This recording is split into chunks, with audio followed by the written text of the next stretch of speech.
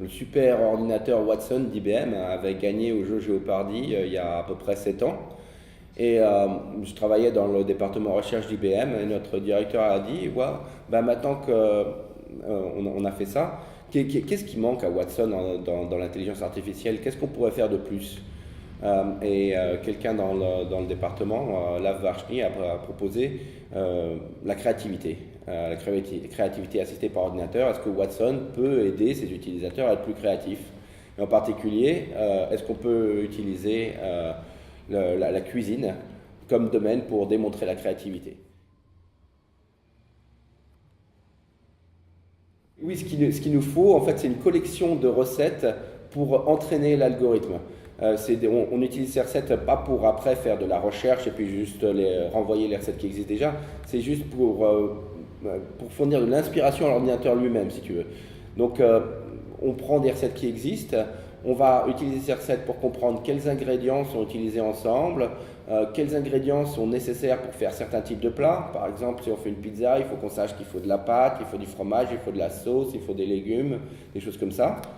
Et on utilise également ces recettes existantes pour créer les instructions de nos propres recettes. Parce que c'est bien beau de créer des combinaisons d'ingrédients originales, mais après, comment est-ce qu'on va les cuisiner? On a commencé un partenariat avec l'Institute of Culinary Education à New York. Et donc leurs chefs sont venus, on leur a parlé de l'idée, ils ont trouvé que c'était intéressant. Ils nous ont expliqué leur processus de pensée quand ils créaient une nouvelle recette. Ils ont testé le prototype avec nous, ils ont préparé des recettes en cuisine en utilisant le prototype. Et ensuite, l'équipe a encore grandi quand on a commencé à dire, bon, voilà, maintenant, on va plus travailler seulement avec des chefs, mais en plus, on va offrir une application pour le public. Là, on a eu d'autres personnes qui sont venues, qui étaient des experts en traitement du langage naturel, pour qu'on puisse créer des instructions qui avaient du sens. On a eu des experts en interface utilisateur, etc. Il y a certains chefs qui aimeraient voir Chef Watson encore plus pointu. Ils aimeraient que Chef Watson vraiment ait encore plus d'informations sur les composantes aromatiques contenues dans les ingrédients, par exemple, et puisse exposer cette information lorsqu'on crée des recettes. Parce qu'aujourd'hui, Chef Watson utilise ces informations pour créer des recettes nouvelles, mais il ne fait que présenter le résultat à l'utilisateur. Donc pourquoi est-ce que Chef Watson a choisi telle ou telle combinaison? On ne le voit pas dans l'interface. Et les chefs auraient bien voulu comprendre et peut-être éventuellement avoir plus de contrôle pour modifier les aspects qui les intéressaient le plus. Pourquoi est-ce qu'on a arrêté le projet? Ben, il y a peut-être plusieurs raisons. La première, c'est que bon, IBM propose des services d'intelligence artificielle qui sont assez généralistes.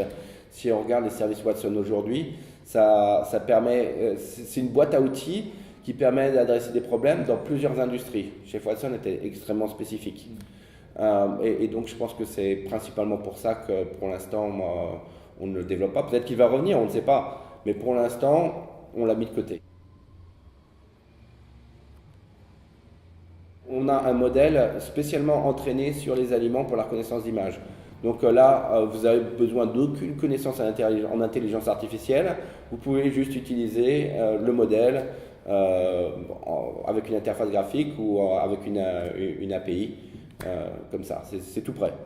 Vous pouvez aussi entraîner vos propres modèles. Qu'est-ce qu'on a d'autre? On a fait également beaucoup de progrès avec nos outils de traitement du langage, de traitement du langage naturel.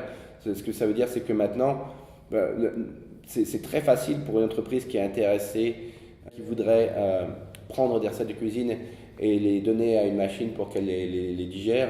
C'est très facile de faire ça avec les outils qu'on a à Watson, par exemple. Donc même si Chef Watson n'est pas disponible en lui-même, il y a des portions de Chef Watson qui peuvent être répliquées avec les outils qu'on a maintenant à IBM. Moi, en ce moment, je travaille sur l'analyse de vidéo. Et donc, l'analyse de vidéo, bon, ça a commencé dans la surveillance, mais maintenant, on fait aussi beaucoup de choses pour l'industrie. Et ça peut s'appliquer à l'industrie alimentaire, ça peut s'appliquer au supermarché. Par exemple, on peut utiliser les caméras de surveillance pour comprendre le cheminement des utilisateurs. Où est-ce qu'ils vont dans les magasins? Qu'est-ce qu'ils regardent? Qu'est-ce qui les intéresse? Quel est le rayon où ils passent le plus de temps? Ce genre de choses. On peut l'utiliser également dans un futur un peu plus lointain pour faire des magasins style le magasin d'Amazon où il n'y a pas où il y a plus de caisse. Et on met des caméras par exemple sur les caddies supermarchés, et lorsque les personnes mettent les produits dans leur caddie, automatiquement on reconnaît l'image, on peut même reconnaître le code barre, et puis paf, on processe, on s'occupe du paiement. Ouais. Faut toujours payer. Ah bah ouais. Ça malheureusement, faut toujours payer.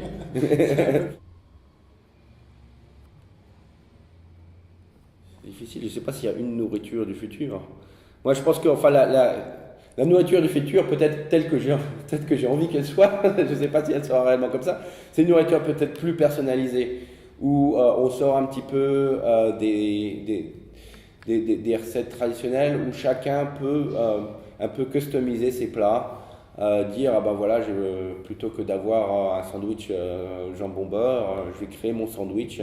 Et j'ai la possibilité d'avoir mon sandwich créé pour moi dans un restaurant. La planification des repas, c'est quelque chose où l'intelligence artificielle peut beaucoup aider.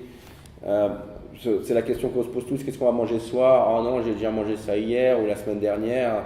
Et vraiment, avec l'intelligence artificielle, ça sera assez facile d'apprendre qu'est-ce qu'on aime, quelles sont nos contraintes alimentaires, qu'est-ce qui se mange dans tel endroit, en telle saison. Et après de proposer des recettes originales qui varient, et proposer une combinaison un petit peu de variété, mais également d'habitude. Donc peut-être que c'est ça la nourriture du futur, c'est une nourriture plus variée, plus personnalisée. Plus proche des gens. Plus proche des gens.